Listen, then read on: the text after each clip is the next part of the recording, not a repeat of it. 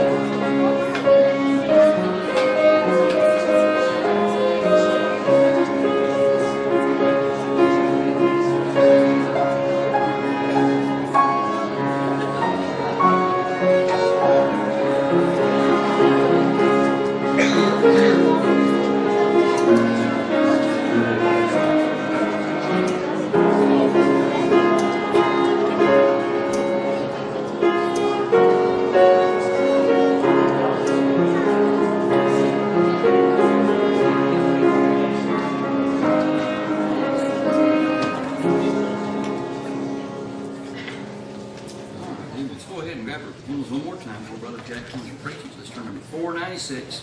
Victory in Jesus, number 496. We're going to stand one more time, please.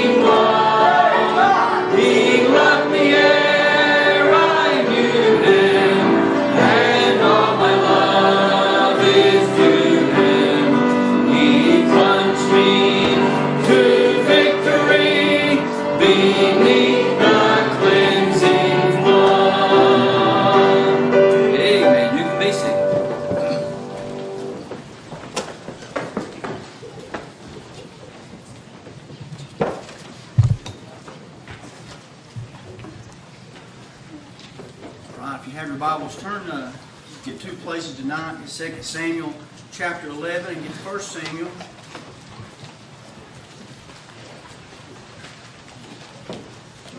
Chapter 17.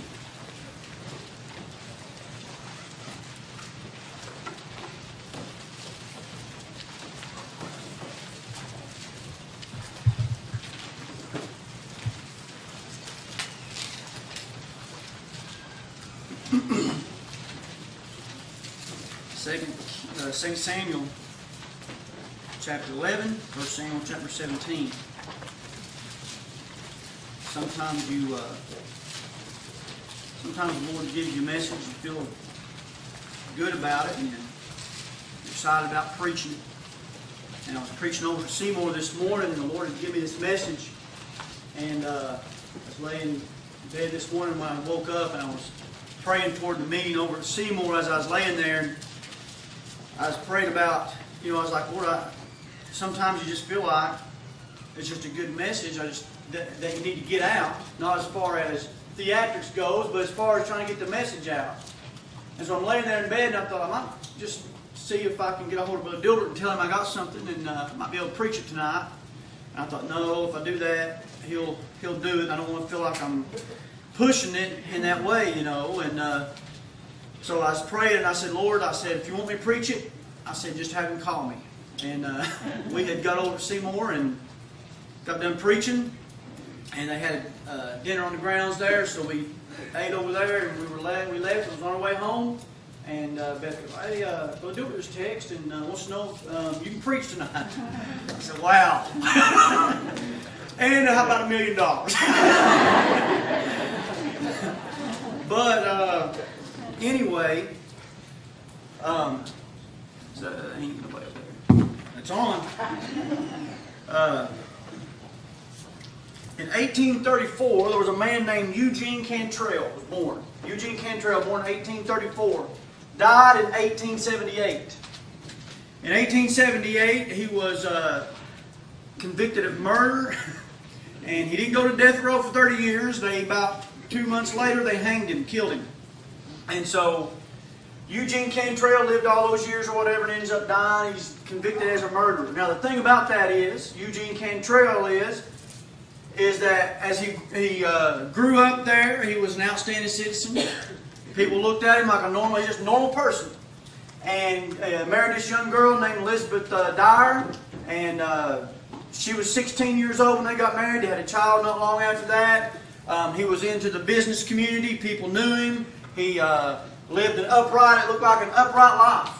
Just did things the way they're supposed to be done. Everybody enjoyed being around him. He treated people right. He talked to people the right way. When you looked at him, you would have no idea that he had the ability to commit murder. And so in 1878, he's convicted of murder, and he's hung. And he was convicted of killing his wife, poisoned her with opium. And so they go through the court, and they go through all that trial. And as that trial is going on, there's a young man there, and he's listening to all of it.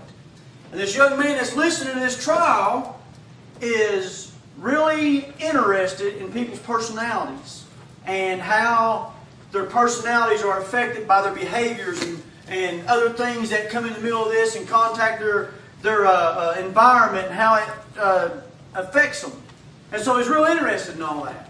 And so he's in the middle of watching this trial, and he's real intrigued by this dilemma that's going on. And as this dilemma unfolds, what they begin to find out is this Eugene Cantrell didn't just murder his wife, he murdered some other people as well. And everybody's like, I would have never guessed it.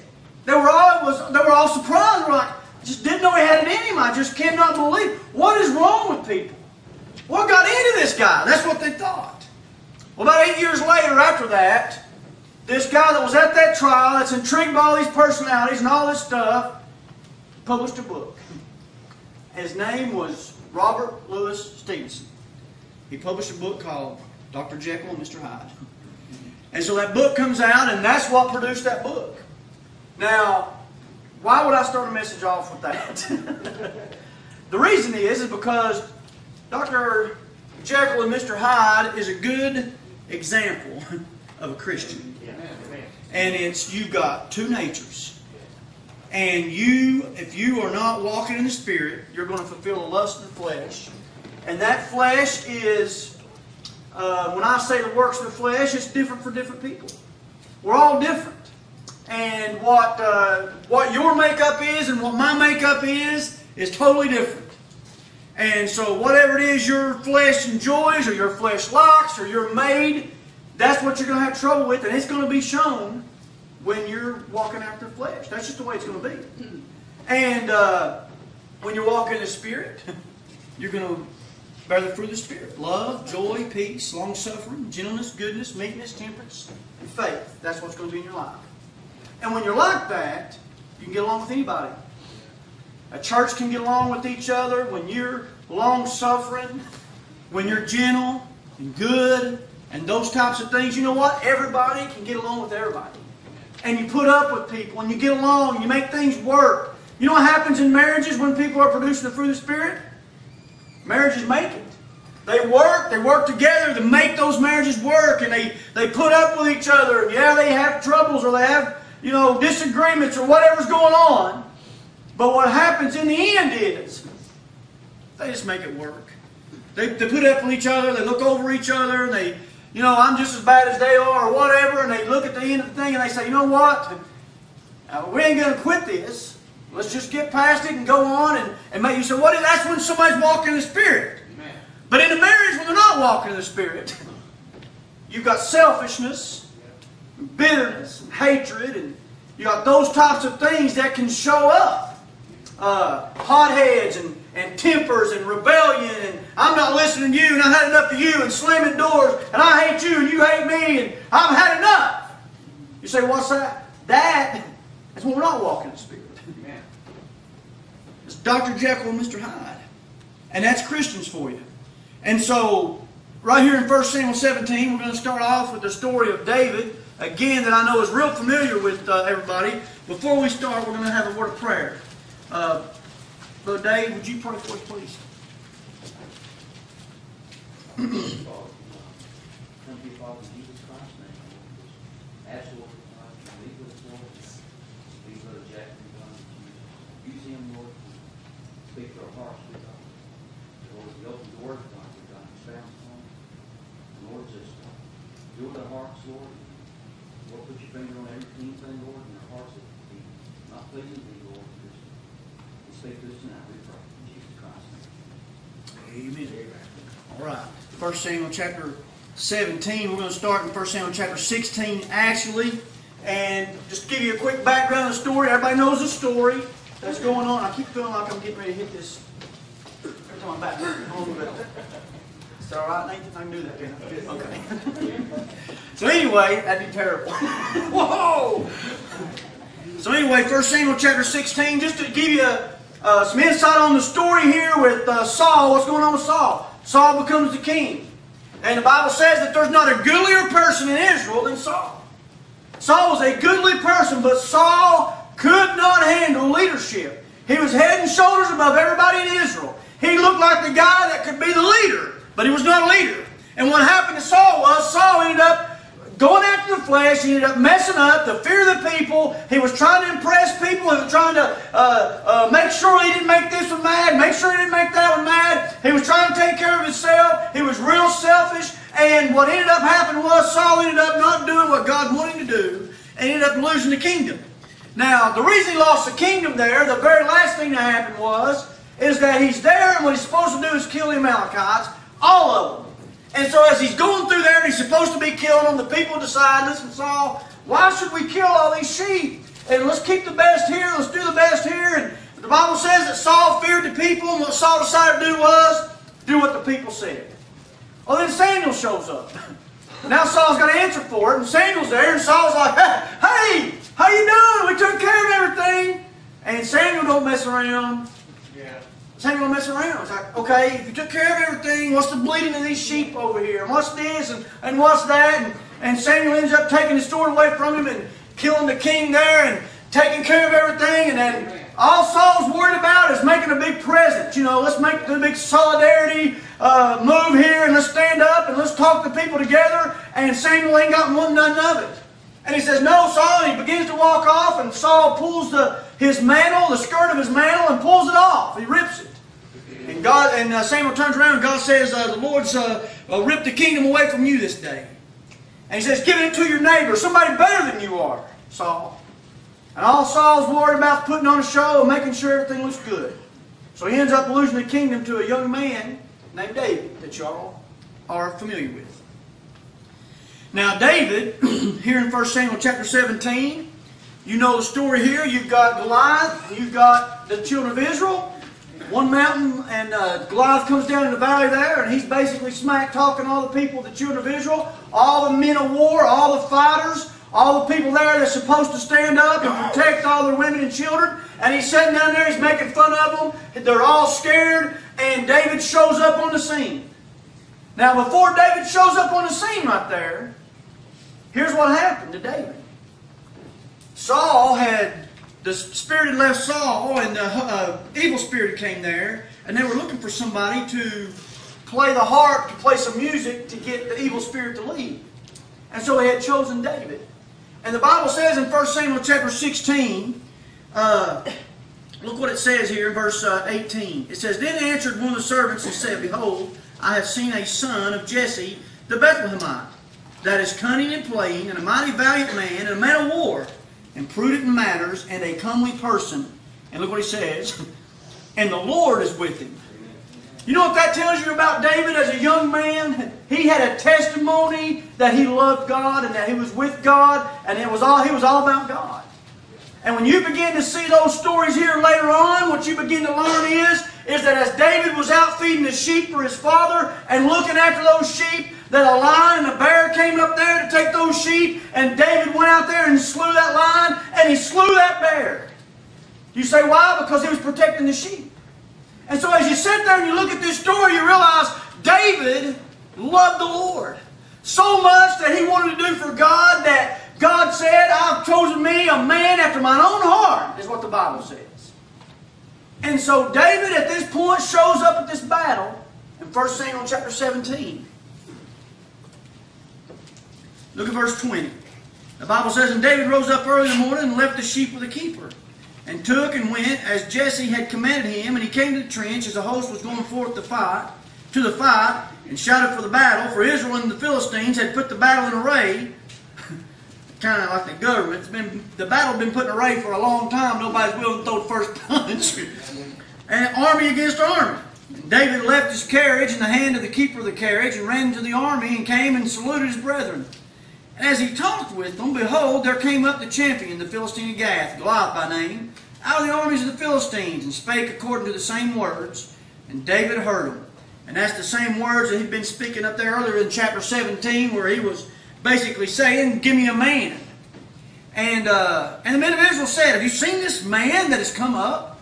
Surely to defy Israel is he come up, and it shall be that the man who killeth him, the king will enrich him with great riches, and will give him his daughter, and make his father's house free in Israel. And so they're sitting here and they're talking.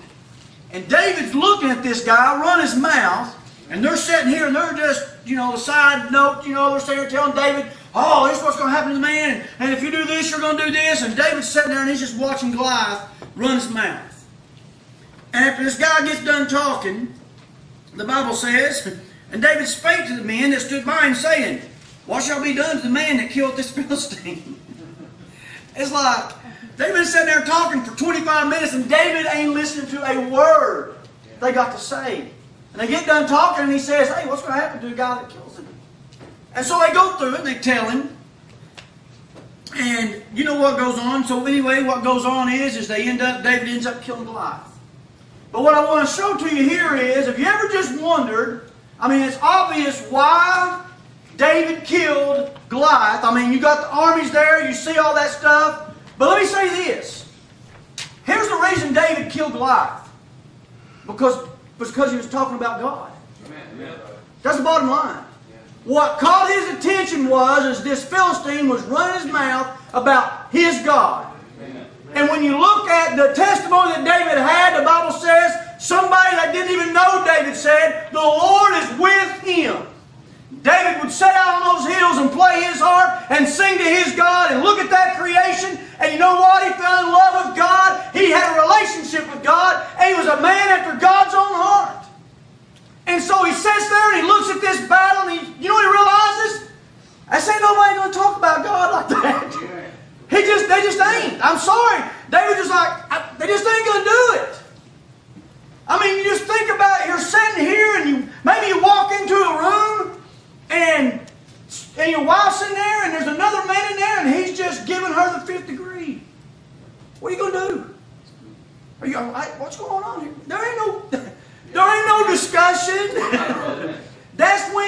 feel something cold on his shoulder, the floor. Yeah. Boom! You say, why? Because nobody's going to talk about your wife like that. They're not going to treat her like that. Amen.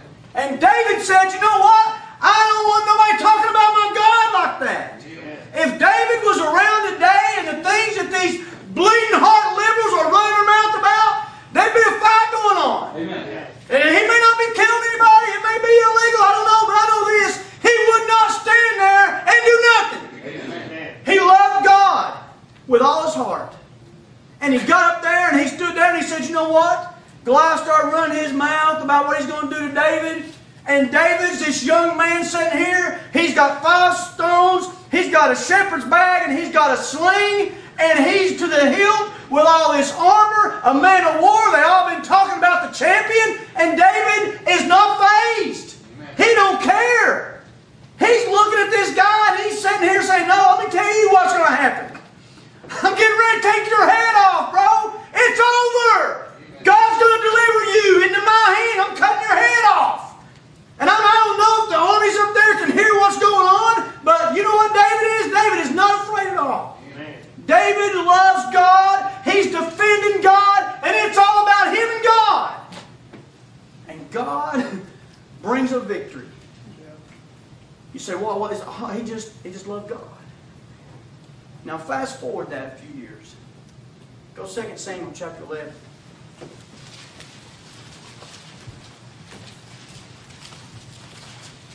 Second Samuel chapter 11.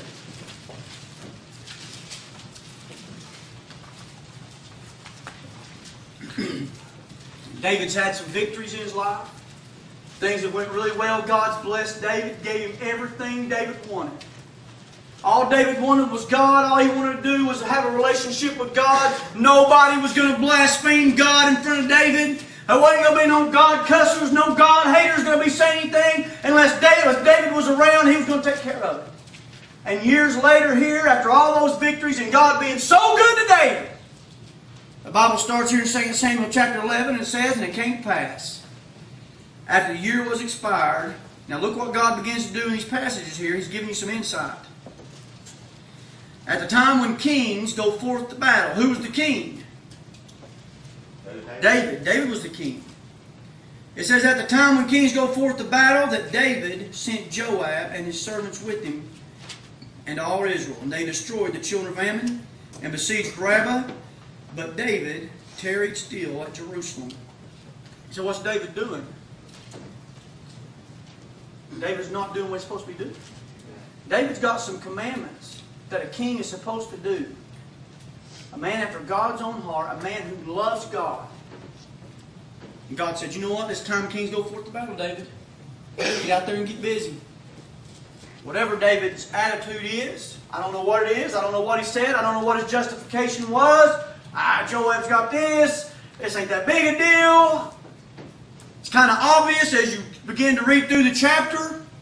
David done had some plans. Now look over in 2 Samuel chapter 12.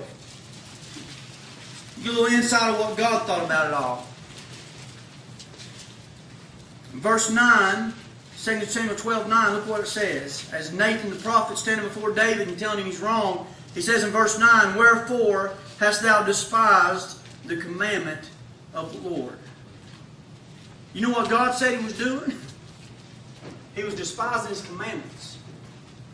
And when you sit here and you look at this story and you think about David, who killed Goliath, and how much he loved God, and how much he was intrigued by God, and how much he wanted to defend God, and all the times he's played that harp, and all the prayer meetings he's had, when you look at the book of Psalms and you see all the times he's prayed and it's just been him and God, and you sit there and he's had those times, and he's saying, you know what? It's just me and you, Lord. Now God's looking at him and saying, you despise my commandments. A man after God's own heart despised his commandments.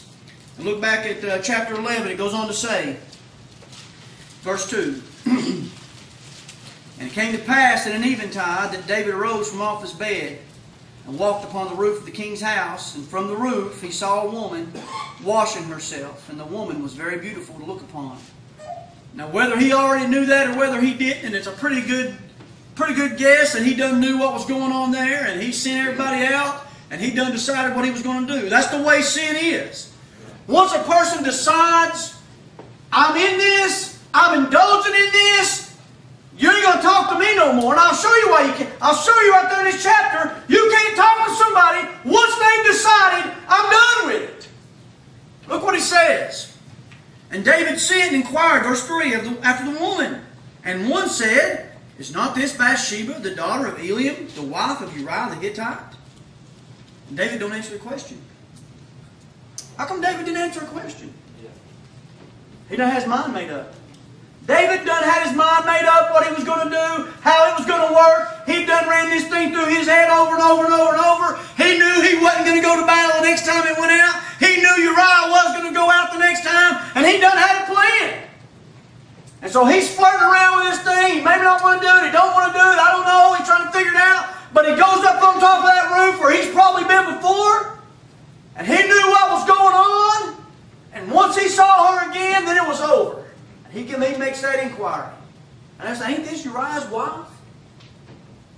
The man who loved God has a man, one of David's mighty men in 2 Samuel 23, who's looked at David and said, David, take care of my wife. You're the king. I'm going to go to battle for you.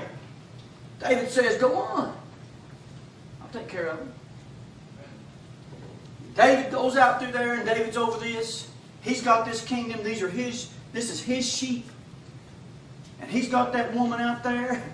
He's entrusted David to take care of her, fight the right battles, be responsible for her. And what's David do? David commits adultery with her. That's terrible. David, a man after God's own heart, plunges in to sin with somebody else's wife. Going from having a desire to serve God to having a desire for somebody else's wife. The same person who you look at and think, man, what a great man of God. What happened? How did that happen? Verse 1 says, at the time when kings go forth to battle, David sent Joab and his servants with him and all Israel. And they destroyed the children of Ammon and besieged Rabbah. But David tarried still at Jerusalem. You know what he did? He got away from God. That desire to just please God had either got complacent, had gotten boring, he'd got away from praying, he got away from playing that harp. I don't know what it was. But somewhere that fellowship had broken. When that fellowship broke the real nature of David. The selfishness. All about me. I want what I want. I don't care whose wife it is. It showed up. Christians, if you're a Christian here tonight, you're saved. If you're not saved, then this don't affect you. This is Christians. You've got two natures. You do. You've got your nature. Your natural makeup. What makes you up. What you're about. And there's a divine nature. And according to 2 Peter chapter 1, according to the promises of God, you can be a partaker of the divine nature. But it's not automatic. And if you're not taking the divine nature, then guess what's happening? It's the old man. Yes, sir. And as I look out here this evening, I'm looking at people that could be selfish. I don't know. Hotheads. People that's confident. People that's not confident. Manipulators. I don't know. But you got a certain type of makeup about you, and everybody's not the same. I know that much by dealing with people my whole life. There are some people that you just know, I get in this situation, I just don't even want to be around them, they're going to explode. There's no talking. There's no talking to them. You get some people that's just overconfident, they're going to tell you how you just hate to have to deal with somebody like that. You don't want to be on a project with somebody that's not going to listen, they're overconfident, they just think they want to do it all the time. You've seen all kinds of it. You see people who's manipulators. You see people who can't get their way, but they can play the victim and get what they want. You know what that is? That's your makeup. And when that makeup gets inside of the church is going to explode. unless people are partakers of the divine nature. You get in a marriage like that, it's going to explode. You say, are you kidding? No, I'm not kidding. Girls, listen to me. I know women that have grown up, got married, going to stay in church, and their husbands said, no, you're not going to church. No, I don't want you going to church. Get mad at them, cuss. Those people down there don't love you. They don't like you. They talk about you. They've told them things like that. You better not marry somebody like that. When they get away from the divine nature and the old nature takes up, you know what's going to happen? They're going to get mad at you. Girls, you better not marry somebody like that. Boys, you better not marry somebody like that.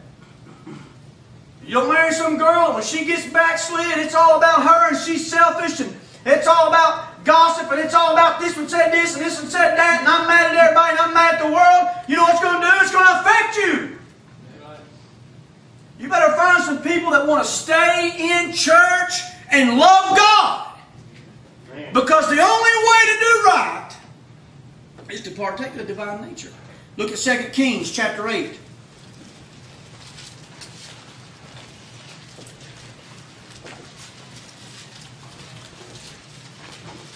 2 Kings chapter 8. You know what we do? We think that we're better than David. We do. Now, Brother Jack, I do a lot of stuff. I wouldn't do that. You never know. You never know. Some guys say, oh, I'd never do something. I'd never do my wife like that. I'd never do my best friend like that. I'd never. You don't know. Maybe somebody tells you a lie what they've been doing. And you get mad and you say, you know what? I've had it with them. And you do your own. Whatever it is that Satan's got to do to get you where he wants you, he can do it. And you, if David can't fight against the devil, we can't fight against the devil. David didn't even have the Holy Spirit. And he's better than us. The only way we can do it is to have the divine nature. And so here in 2 Kings chapter 8, let me show you something. You've got Elisha the prophet here. And it's funny. This is so funny. I read this other day through my Bible reading. I'm sitting here, I'm thinking, man, that is me. That is so me right here. Elisha's talking. And he's talking to Hazael. And so he's got all this stuff that's going on. He's telling Hazael, he says, yeah, Ben-Hadad's going to... he come to ask Elisha, hey, is Ben-Hadad going to die? No, he's going to recover, but he's not going to die from the sickness, but he's going to die. And then Elisha starts crying. And Hazael's sitting there, he's looking at him, he's saying, what are you crying for? Look at this. Verse 10. 2 Kings 8:10. He says, Elisha said unto him, go say unto him, talking about Ben-Hadad, thou mayest certainly recover. Howbeit, the Lord hath showed me that he shall surely die. And he settled his countenance, talking about Elisha, steadfastly, until he was ashamed. And the man of God wept. And Hazael said, why weepeth my Lord? And he answered, because I know the evil that thou wilt do unto the children of Israel. Their strongholds wilt thou set on fire, and their young men wilt thou slay with the sword, and wilt dash their children, and rip up their women with child. I mean, that's a pretty rough statement to somebody, don't you think? Yeah.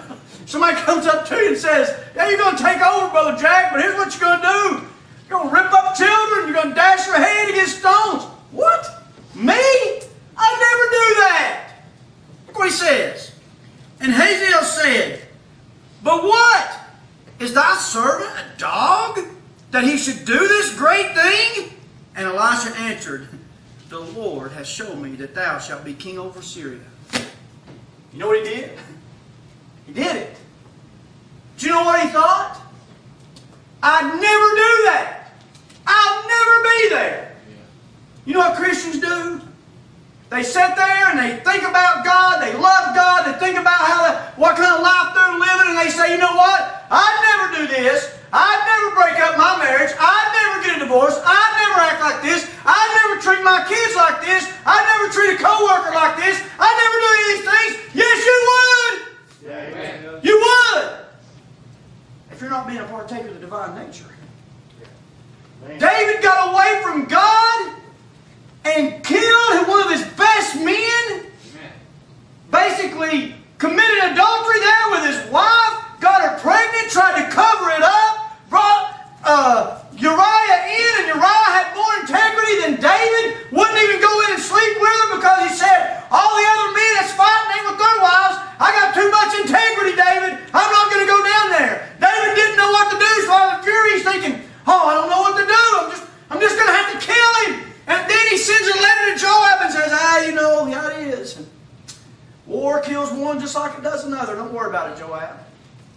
Got it all took care of.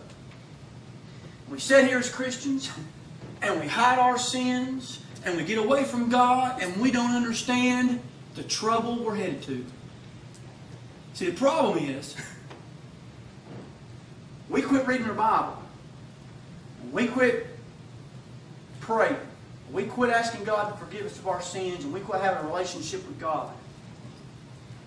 Now all of a sudden our mindset's different than when you're right with God. It's different. It's like a drunk man. He starts out that night, I ain't going to drink and drive. I'm just going to drink. I'll let somebody else drive. Until he gets drunk. And then you know what he says? I can drive. Get off here. Get away from me. I can drive. You ain't driving. You told me. I can drive. I'm fine. I ain't drunk. Which key is it? And they think they can do it. You know what happens to us as Christians? We get away from God. Our mindset, our thought process. We begin to hate people we used to love. Yeah. We get mad at people. People are ready to throw their marriages away. And they don't even know why. There was stuff before that wasn't even a big deal, but they're going to work through it. The next thing you know, now they got arguments with this one at work, or this one at work, or they're mad at people at the school with their kids, or whatever it is. All of a sudden, now they're all uptight all of a sudden. There's more arguments in the home. You say, why? They don't even realize. It's because they got away from God. They don't even realize it. They get away from God. They don't even realize what they're creating, the mess they're creating. You see people do it all the time. The next thing you know, they're split up. You say, what happened? What happened? They just got away from God. And they let the flesh determine what they were going to think, what they were going to do. Look over at Ephesians. Go to Ephesians chapter 5.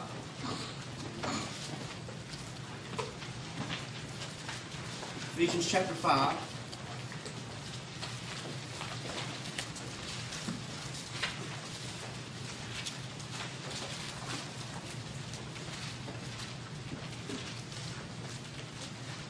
Dr. Jekyll and Mr. Hyde. Ephesians chapter 5, look down in start in verse 22. Ephesians 5:22. I was telling them over the other day, I said one of my favorite verses right here. I like it. 5:22a. Wives, submit yourselves unto your own husbands. Yeah. Ain't that a good verse? I like that verse. Let's just let that sink in for a second. I got a better one for you. Look at verse 23. We'll forget that thing that says, as unto the Lord. Okay? Verse 23. For the husband is the head of the wife. That's good, ain't Terry?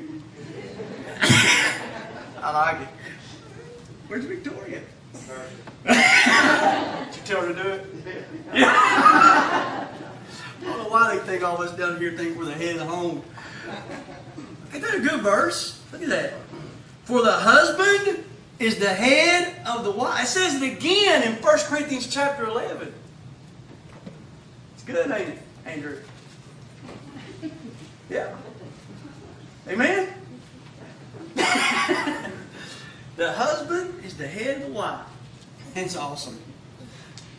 It's awesome. And you think about those verses there. You know what that says? It says we're in charge.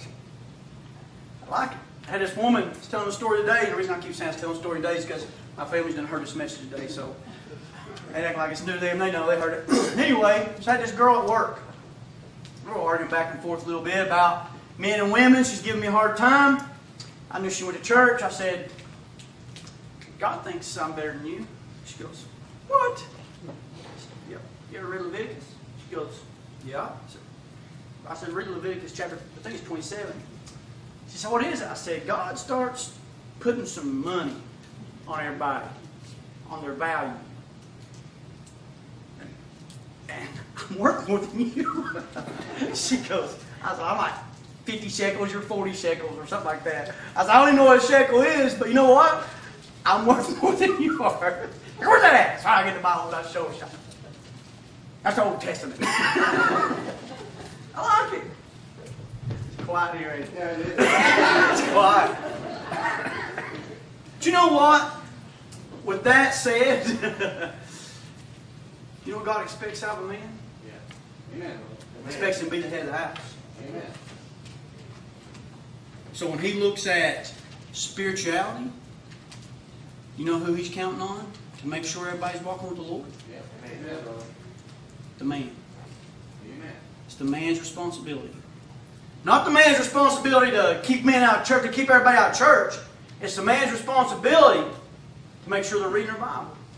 Make sure they're praying. Make sure they're doing the things they should be doing. Amen. It's the man's responsibility. And you know what God's doing? He's holding us accountable. Amen. You know what I do with my kids sometimes? They're like, Dad, what, you heard something or what? I said, no, I just want to know. You reading your Bible? What'd you read today? Yeah, I read my Bible. What'd you read? Well, you know, they asked me, I'd probably couldn't remember what I read either.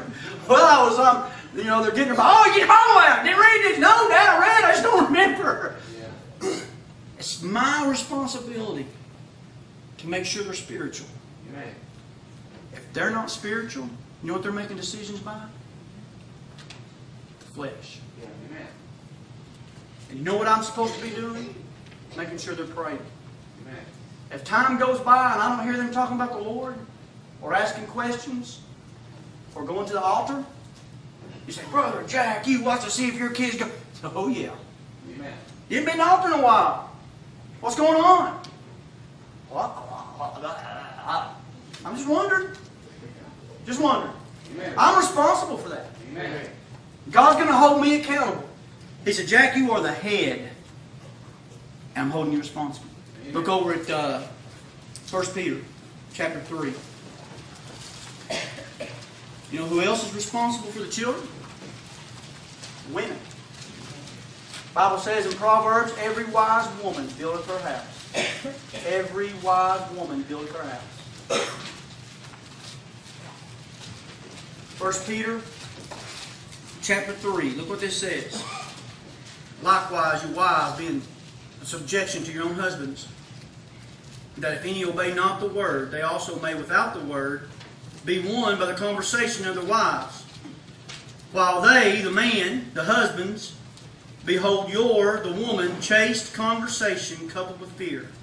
You know what that shows you right there? That you are not going to be able to lead your children the right way if you're a fake. Right here, it's talking about this woman, and they're saying, you know what? This woman can win her husband while he's beholding her chaste conversation. Amen, brother. Coupled with fear. You know what he's saying? You got to be real. Amen. And if you're not real, let me tell you who's going to know you ain't real. Yeah. Amen. It's your children. Amen. And something goes wrong, and you look at your children and you say, oh, you need to pray about that. What? And they're going, okay. And they're going to walk off and they're going to go, Yeah. they ain't pray. They don't pray. What? You don't get your kids like that. Amen. You know what they told Lot over there? It says like vain words. When Lot's like, oh, going to destroy Sodom and Gomorrah. The son-in-law is sitting there going, who is this? Are you a Christian all of a sudden? Yeah. You know what you better do? You better make sure you're showing that you are living right. You believe in prayer and you want your kids to believe in prayer, then guess what? You better be doing it. You better be on your knees. They better be seeing you on your knees. Here's what I'm saying. David went from loving God and living right to doing wrong and being justified in doing it. Thought it was okay. I'll just kill you right. I'll do this. I'll do that. I'll cover it up. I'll make it right. Who cares? David didn't care. God said, you've despised my commandments, David. Dr. Jekyll, Mr. Hyde.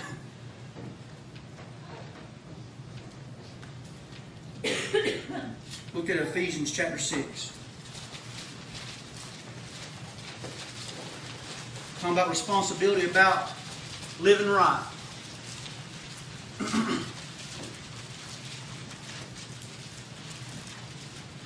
Ephesians 6:1. Children, obey your parents in the Lord, for this is right.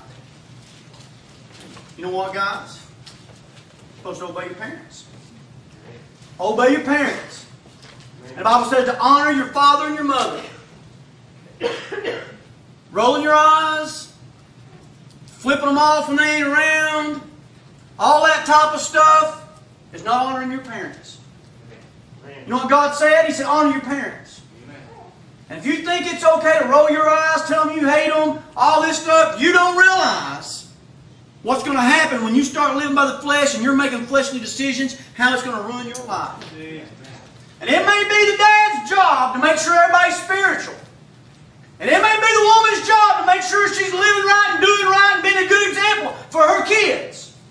But if you're saved and you're in here and you're a child, you still have as much responsibility as they do to live right, do right, and to honor your mom and dad. Well, you just don't know. It don't matter. I don't care if they crack a Bible open. I don't care what they do. You owe them honor. God said you owe them honor. And if you're a heaviness to your mom and dad, and you're always making it rough on your mom and dad, you know what you need to do? You need to repent. Amen. That's right. Amen. That's right. There's a responsibility for everybody in that household to make sure everybody's on the same page and trying to live for God. You got men that's more worried about their son's golf handicap than whether or not they're reading the Bible. Amen. Play golf, enjoy golf, I don't care. But make sure they're reading their Bible. Make sure they're in church. Make sure they're living right. Make sure they're doing right. At least be praying for them and asking them. It's our responsibility as parents to make sure they're living the way they're supposed to. I mean, you get there, well, my kid ain't doing this. Are you teaching them how to pray, or are you teaching them how to gossip? What are you teaching them? You teach them what's important for God or it's important for the world. What's more important? That's where it's at. Go back to 2 Samuel chapter 11 and we'll finish this.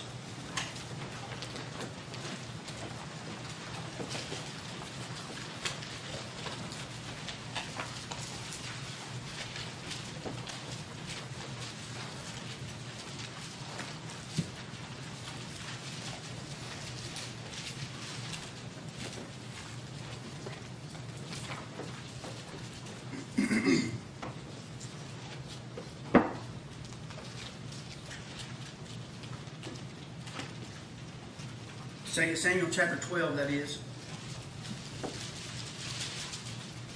In verse 9, he says this in verse 10. Now therefore the sword shall never depart from thine house, because thou hast despised me, and hast taken the wife of Uriah the Hittite to be thy wife.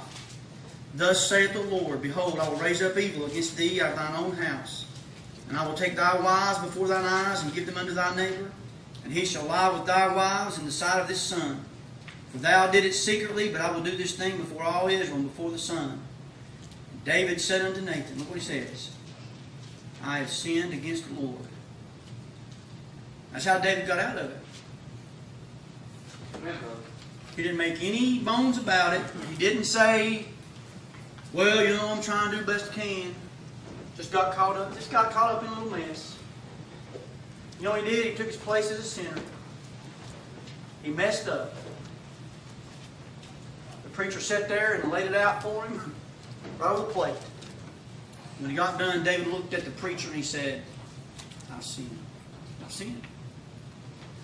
It's our responsibility as parents, number one, to take care of ourselves and make sure we're right with God. Make sure we're leading our wives to love God, to love God's people, to want to live for the Lord. And then to make sure that we're trying to lead our kids the same way. It's our responsibility. And if we're not there, the only alternative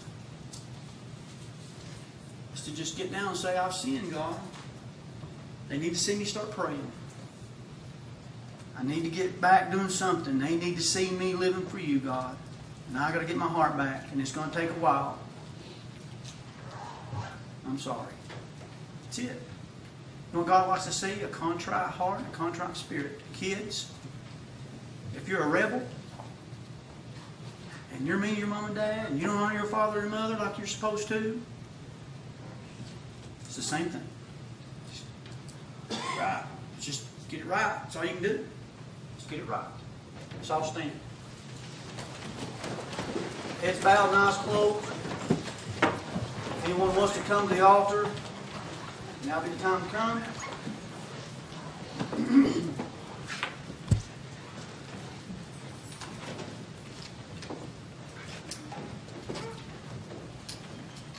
Robin, find a song.